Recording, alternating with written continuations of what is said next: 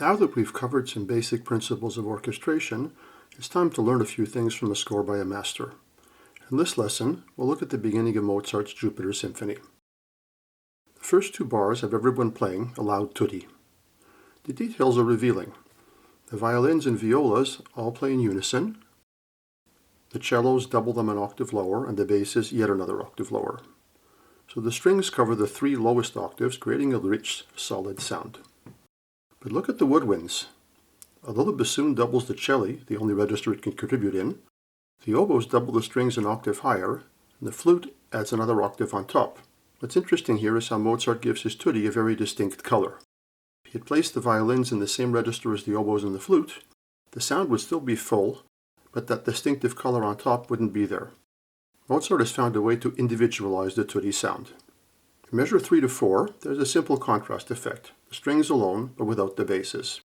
This creates a contrast of timbre, and also of register. The lowest register is gone.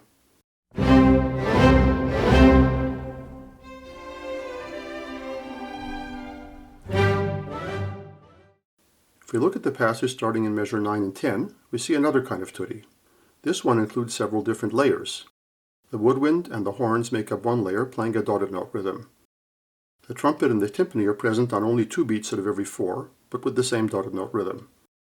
The latter also have a kind of dialogue with the violins, cello, and basses, who play accented chords on the beats when the trumpet and the timpani don't play. Finally, second violins and violas add a quick running figure, while the trumpets and timpani do their dotted note rhythm. Note how this tutti has a very different sound from the one in the opening bars. The dialogue continues in measure 15, but without the dotted note rhythm.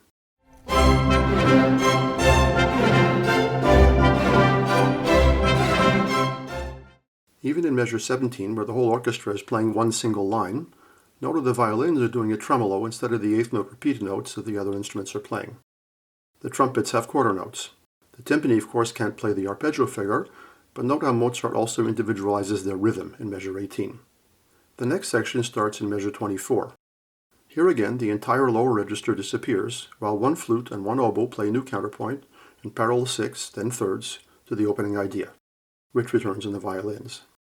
The horns add an arpeggio to fill out the middle of the texture.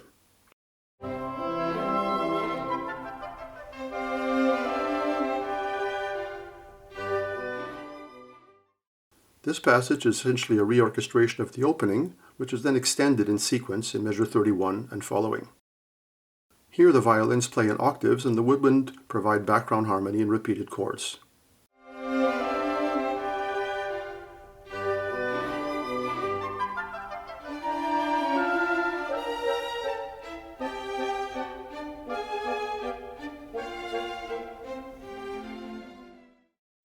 The lower strings return in measure 37, bringing back the opening motive, now tutti again.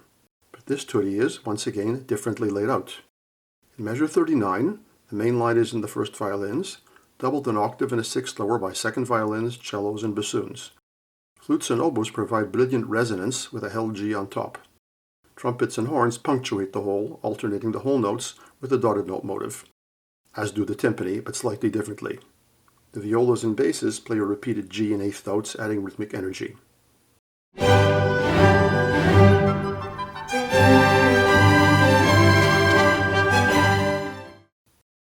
After returning in measure 49 to the kind of dialogue we saw previously in measure 9, we arrive at a half cadence in G major in measure 55.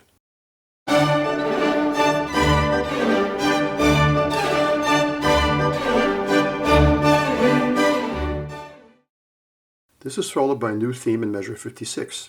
The texture is very light, contrasting strongly with the preceding tutti, just violins 1 and 2. Once again, a registral contrast complements the timbral change. Violin 1 has the theme, and violin 2 fills out the harmony with eighth note movement. The violin's motive, from measure 56 to 57, is then imitated in measure 58-59, now in the lower strings.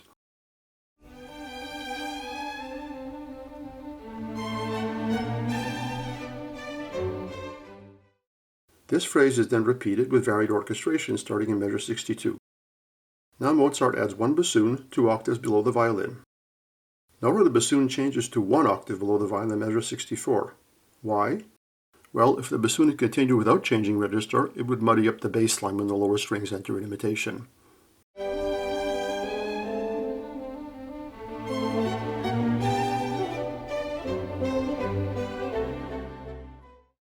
In measure 67, Mozart adds the flute an octave higher above the violins, creating a new color.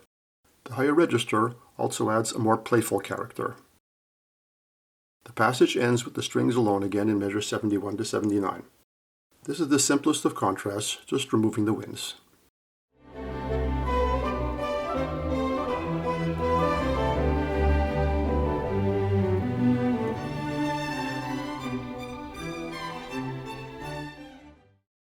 In measure 81 we have another tutti. Here the main line is in the first violins, doubled by the flute. Second violins and violas add energy with the tremolos in the lower middle register, while cellos and basses once again play nervous repeated eighth notes. It's interesting to note how the oboes and bassoons fill in the gap between the violin sections. Once again, the brass punctuate the rhythm, as do the timpani, but with yet another rhythm. Here again, Mozart is individualizing the tutti.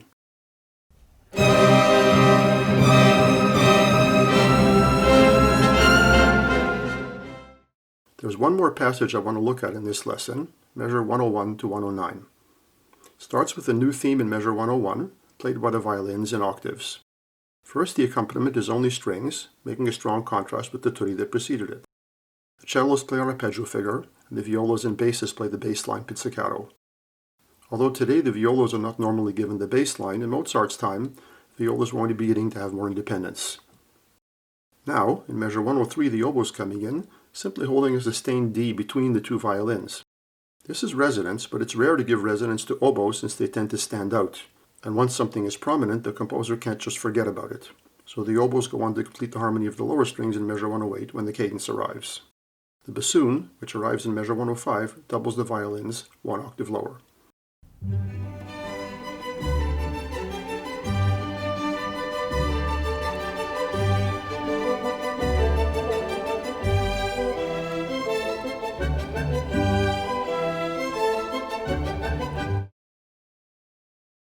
To summarize what we've learned here from Mozart, simple contrasts of register between orchestral families are the most effective. Mozart doesn't use much prolonged unison doubling between families. When octave doublings occur between winds and strings, they're chosen for their distinctive color. Mozart's tuttis are not made up of a lot of doubling between families, rather he finds ways to individualize the various layers. No two tuttis are completely the same.